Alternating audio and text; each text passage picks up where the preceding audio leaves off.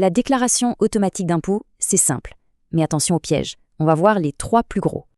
Alors, pour les impôts, plutôt fourmi travailleuse ou cigale insouciante?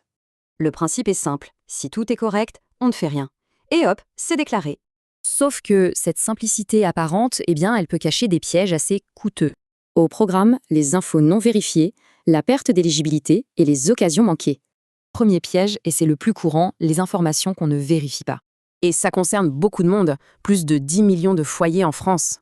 Les contribuables ne vérifient même plus leurs revenus, un constat jugé grave par les experts. Et le point clé, c'est ça. En cas d'erreur, c'est le contribuable qui est responsable, pas le fisc. Ne rien faire, c'est comme signer en bas de la page. On valide tacitement toutes les infos. Donc il faut absolument vérifier.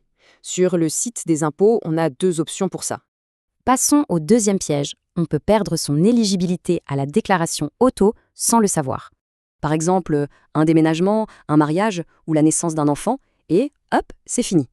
Dans ce cas, il faut absolument faire une déclaration classique. Sinon, c'est la pénalité assurée. Et la sanction, ça peut monter vite, une majoration de 10, 20, voire 40%. Heureusement, la DGFiP envoie un email d'alerte vers la mi-avril, il faut le surveiller. Et enfin, le troisième piège. Passer à côté de crédit d'impôt. C'est vraiment dommage. Les dons, les frais de garde, l'emploi à domicile, tout ça, ce n'est pas pré-rempli. Pour en profiter, il faut penser à déclarer ses dépenses soi-même. C'est essentiel. Et attention dans l'autre sens. On peut aussi oublier de déclarer des revenus, comme ceux d'Airbnb. Alors, la règle d'or à retenir dans toute cette histoire.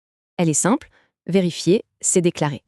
La facilité, c'est bien, mais ça ne remplace pas la responsabilité de chacun. Finalement, la question se pose, dans ce monde automatisé, quel est le véritable prix de la simplicité ?